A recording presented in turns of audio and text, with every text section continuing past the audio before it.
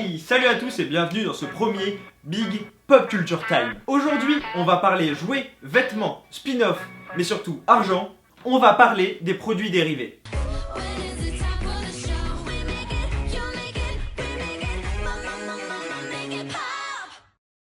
Comme vous pouvez le remarquer, ce Pop Culture Time est un petit peu plus long, car j'ai décidé d'un peu approfondir le sujet, et pour appuyer et légitimer mon propos, j'ai demandé à une youtubeuse qui est spécialisée là-dedans de répondre à mes questions. Je la laisse se présenter. Bonjour à tous, moi je m'appelle Romane, alias Petit Quick sur YouTube, et je suis depuis toute petite fan de l'univers Disney en général, mais depuis à peu près 2 ans, un peu plus de 2 ans maintenant, je collectionne des produits dérivés Disney. Maintenant que les présentations sont faites, on va pouvoir commencer. Et tout d'abord avec l'origine des produits dérivés. Alors vous vous en doutez, il n'y a pas de point de départ précis pour la création des produits dérivés, mais les spécialistes s'accordent sur 2 points majeurs. Disney avec Mickey et Popeye. Débutons avec Disney. D'après Dave Smith, en 1929, alors que Walt Disney était à court d'argent, il est accosté dans un hôtel par un entrepreneur qui lui propose 300 $ pour mettre Mickey sur une tablette d'écriture pour enfants. Pour Jimmy Johnson, il aurait été question d'une barre chocolatée à l'effigie du personnage Oswald le lapin chanceux. Petit à petit, Disney se met à produire des produits dérivés, allant même jusqu'à vendre des poupées Mickey au Japon, ce qui à l'époque était révolutionnaire. De fil en aiguille, une société spécialisée est créée afin de produire des produits dérivés. Des années plus tard, Disney écrasera le monde du merchandising et les Tsum Tsum y contribuent encore de nos jours. D'ailleurs, Petit Quick, ça serait sympa que tu puisses nous expliquer ce qu'est un Tsum Tsum et quel est cet engouement autour de ces petites poupées dont j'avais jamais entendu parler avant d'aller sur YouTube. Pour ceux qui ne sauraient pas ce que c'est, les Tsum Tsum, ce sont des petites peluches Disney à l'effigie de tous les personnages Disney qui existent. Et voici à quoi ça ressemble un Tsum Tsum. Donc là j'ai pris l'alien dans Toy Story comme personnage pour vous montrer. Et du coup c'est une petite peluche, voilà, de cette forme-ci, puisque les Tsum Tsum ça vient du Japon. Littéralement, Tsum Tsum en français ça veut dire empile, puisque les peluches ont toute cette forme-là pour être empilées les uns sur les autres. Bon, de toi à moi, ça tient pas tellement, mais c'est le principe même des Tsum Tsum, de pouvoir être empilé, de faire des pyramides de peluches. Et c'est ça qui me plaît chez les Tsum Tsum. Parce qu'il y en a vraiment pour tous les goûts, ceux qui préfèrent les grosses peluches ou les toutes petites qui prennent pas de place. C'est indémodable, qu'on soit jeune ou qu'on soit adulte, c'est fait pour tout le monde.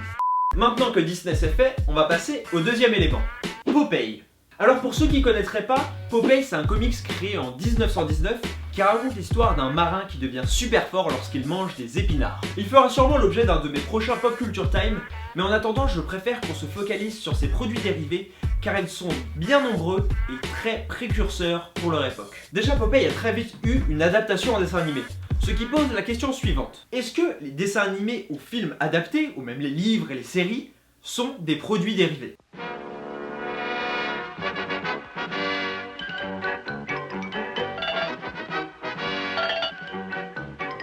I'm strong to the finish, 'cause I eat big spinach.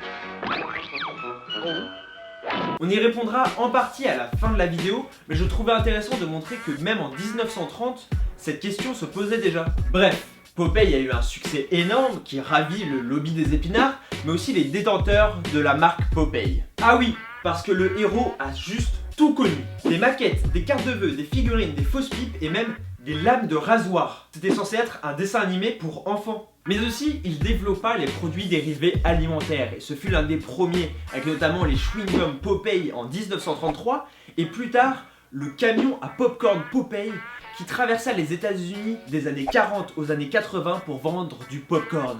Et maintenant, on va faire un énorme bond dans le temps en passant des années 40 aux années 70 avec la création du plus grand empire du merchandising au monde. Et il vient d'une galaxie lointaine, très lointaine. On va parler de Star Wars. Si on pouvait résumer en une phrase, George Lucas avait tout vu avant tout le monde. Avant la sortie du premier volet, il négocia avec 20th Century Fox, qui étaient donc les producteurs du film, les droits d'exploitation des produits dérivés. Les producteurs acceptent sans trop se méfier, mais à la sortie du film, pour George Lucas, c'est le jackpot. Les jouets se vendent comme des petits pains et tout le monde en achète. George Lucas devient tellement riche grâce à ce contrat qu'il peut lui-même produire les suites. Toujours avec cette envie d'étendre son univers, George Lucas décide de sortir les jouets du second opus avant la sortie même du film, afin de décupler l'attente des fans. Et en réalité, si les produits dérivés marchaient aussi bien à l'époque, C'est parce qu'après la sortie du film au cinéma, il était impossible de le revoir. Il n'y avait pas vraiment de cassette ou de DVD et le piratage n'existait pas encore. Alors, le seul moyen pour les enfants de revoir leur film, c'était de le recréer avec leurs jouets. Sauf que cette technique, qui paraît au premier abord ingénieuse de mettre en avant les jouets encore plus que les films, eut quelques mauvaises répercussions. Par exemple, pendant la pré-production du film Le Retour du Jedi, le personnage d'Han Solo était censé mourir, mais il fut finalement sauvé par ses jouets, qui se vendaient beaucoup trop bien pour que le risque soit pris de faire mourir le personnage. Et ce n'est pas la seule fois où la recherche de profit a eu raison du côté artistique d'une œuvre. Le cas de Batman en est la preuve. En 1992, Tim Burton réalise son deuxième film Batman, appelé Batman le Défi, qui est, comme d'habitude avec le réalisateur, très sombre. Les studios trouvaient alors le personnage pas assez enfantin. Mais finalement, celui qui empêcha à Tim Burton de réaliser un troisième opus fut McDonald's. Parce que lorsqu'ils reçurent les jouets Batman le Défi pour leur Happy Meal, ça ne fut pas totalement de leur goût, et ils le firent vraiment très bien comprendre. Finalement, Tim Burton fut remplacé par Joel Schumacher, qui réalisa Batman Forever puis Batman et Robin, qui, à défaut d'être des bons films, avaient au moins le mérite de vendre des jouets. Mais c'est vrai que quand on y pense, comment parler de produits dérivés sans parler de McDo, qui a clairement participé à sa démocratisation via ses jouets dans les Happy Meal. Bref, là on vient juste de parler de mauvais films avec des bons produits dérivés, mais il existe aussi des bons films avec des mauvais produits dérivés. Cette question elle me fait rire puisqu'il y a quelques mois j'avais lu un article de Golden Moustache où il parlait des produits dérivés Disney ratés justement et j'étais tombée sur cette photo et ça me fait beaucoup trop rire donc voilà juste pour ça, mais ça je l'ai pas vu en personne. Mais la licence Disney ils l'ont revendue à une société qui s'appelle Nico Toys et du coup cette enseigne là, Nico Toys, a le droit de fabriquer ses propres Tsum Tsum et de les vendre dans les grandes surfaces. Et là je trouve que les Tsum Tsum sous licence eh bien ils sont de moins bonne qualité et du coup ça donne des Tsum Tsum complètement ratés. C'est marketing, ça permet d'étendre leur notoriété encore un peu plus et vendre plus de produits, voilà. Il existe aussi des produits dérivés involontaires. Prenons comme exemple celui des Simpsons. Oui, j'ai déjà fait un Pop Culture Time sur eux, mais je me suis retenu d'aborder ce point justement pour en parler aujourd'hui. Il faut savoir que le merchandising des Simpsons est assez impressionnant, que ça soit dans les vêtements ou alors leur parc d'attractions. Oui, il existe un parc d'attractions au Universal Studios d'Orlando.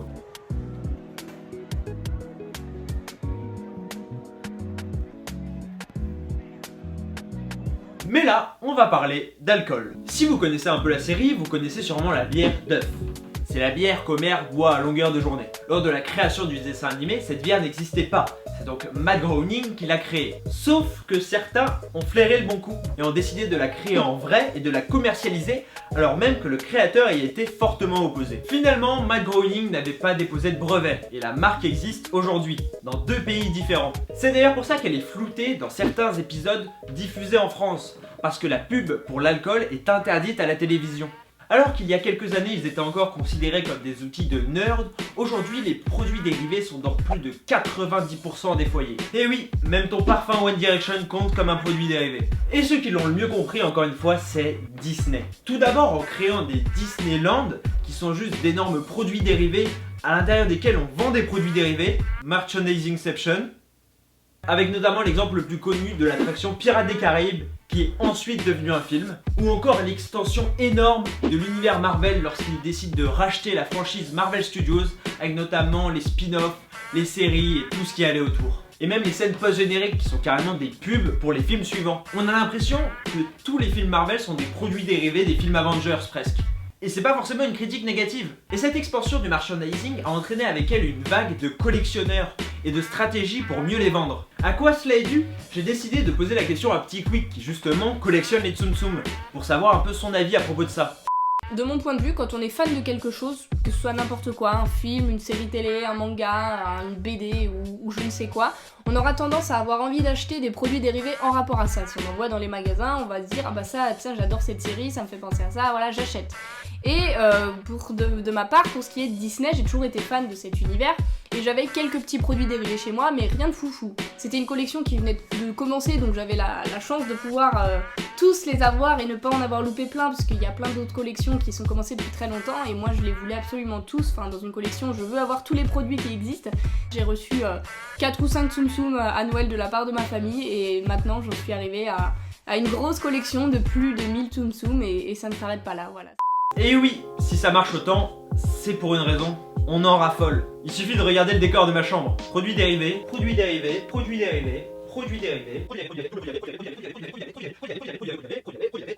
et plein de BD de produits dérivés. Je pense qu'on est bon. On aime retrouver les personnages que l'on admire chez nous, à nos côtés. C'est avant tout un moyen de prolonger l'expérience et de permettre une autre vision de l'univers par le spectateur. Il suffit de voir l'attraction tirée du film Avatar qui nous immerge totalement dans son monde.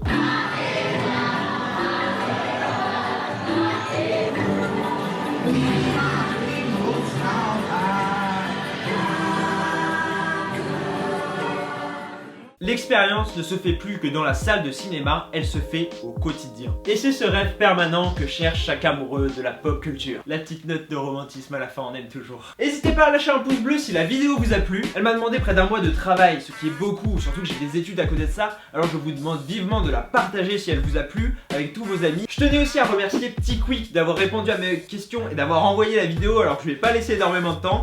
Et aussi je vous conseille d'aller voir la chaîne d'Archeo Toys qui parle de jouets et souvent c'est des produits dérivés, c'est vachement intéressant, allez voir. Merci à Doc7 et à sa communauté d'avoir partagé ma chaîne, ce qui fait qu'on a dépassé les 10 000 abonnés, c'est juste ouf. Continuez comme ça, franchement, vous êtes super.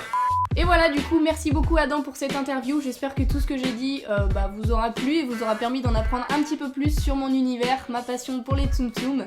Merci de m'avoir écouté, je vous fais de gros bisous et je vous dis à bientôt. Enfin, pour être resté jusqu'à la fin, je vous offre l'anecdote bonus. Des fois, les produits dérivés spoilent les films. C'était notamment le cas avec The Amazing Spider-Man, où des jouets avec le lézard dévoilaient des points de l'intrigue super importants. Encore une fois, toutes les sources sont dans la description. On se retrouve la semaine prochaine pour un prochain Pop Culture Time. Ciao!